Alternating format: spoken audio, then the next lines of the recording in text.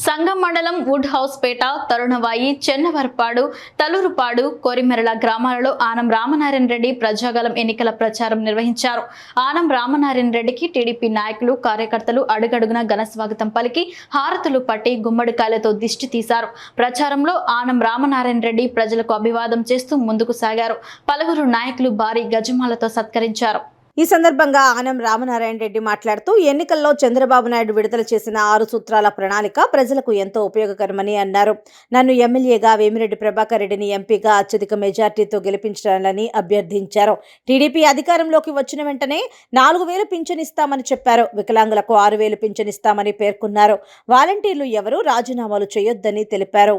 ఈ ప్రభుత్వం వచ్చాక, జగన్ రెడ్డి ముఖ్యమంత్రి అయ్యాక 89 లక్షల రేషన్ కార్డులని 63 లక్షలకి కుదించేశాడు అని చెప్పి మనం చేస్తున్నాం.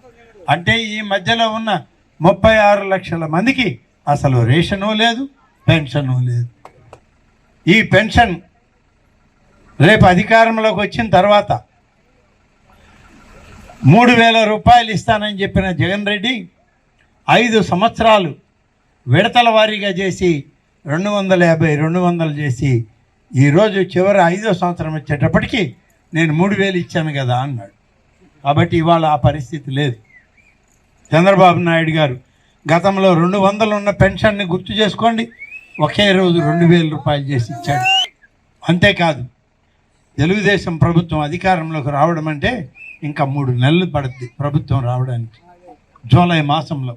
అయితే ఆయన ఇప్పుడే ప్రకటించాడు కాబట్టి ఏప్రిల్లో ఇవ్వాల్సిన 1,000, మే మాసంలో ఇవ్వాల్సిన 1,000, జూన్ మాసంలో ఇవ్వాల్సిన 1,000, 3,000 కలిపి జూలై మాసంలో ఇచ్చే 4,000 తోటి 7,000 రూపాయలు పెన్షన్ ఒకే రోజు. రేపు తెలుగుదేశం అధికారంలోకి రాగానే వికలాంగులకి 6,000 రూపాయలు పెన్షన్ ఇవ్వడం జరుగుతుంది. ఈ విధంగా సంక్షేమాన్ని ముందుకు తీసుకుపోవడం జరుగుతుంది. మీ వాలంటీర్లు, ఈ వాలంటీర్లని నెలకు 5,000 రూపాయల జీతం, 5,000, 30 రోజులుగా 5,000 అంటే ఏమైంది?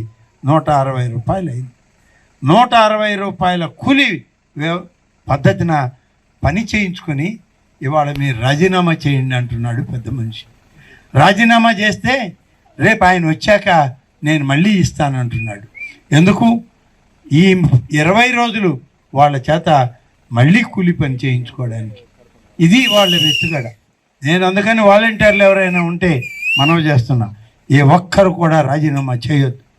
మీరు నిజాయితీగా మీ పని మీరు చేసుకోండి.